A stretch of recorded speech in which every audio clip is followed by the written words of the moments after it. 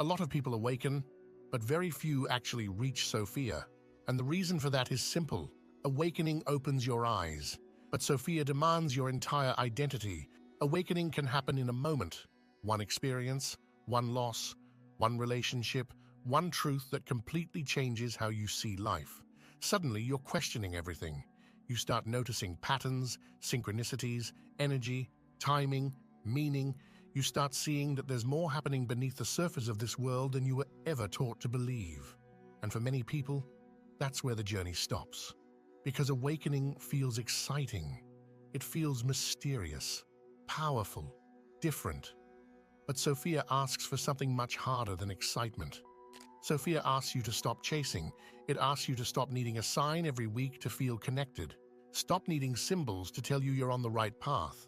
Stop looking outside yourself every time life becomes uncertain.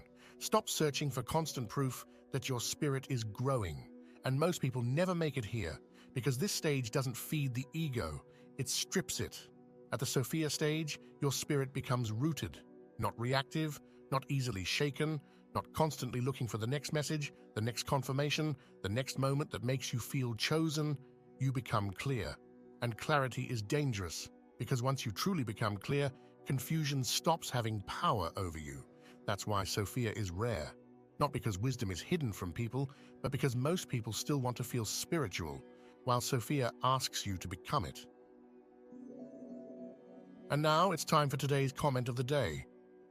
It's the journey, not the destination. Do not let where you're going cloud you from acknowledging where you are now. There's something grounding about that. A lot of people become so focused on what's next, what they're building, where they're headed, what they still haven't reached, that they forget to notice how far they've already come. And that can quietly steal the joy out of growth. Ambition is powerful, but so is presence. Because sometimes the chapter you're rushing through is the one you'll one day look back on and miss. Thank you for sharing this.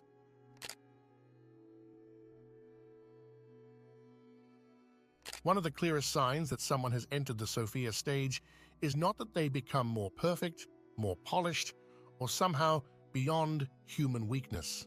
It's actually the opposite.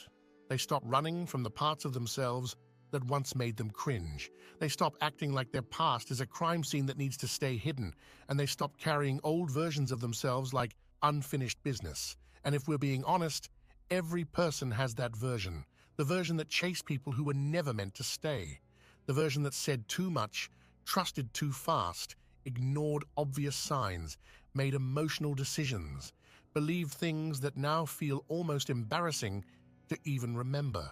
The version that wanted approval so badly that they betrayed their own instincts just to feel accepted. Most people spend years trying to erase that version.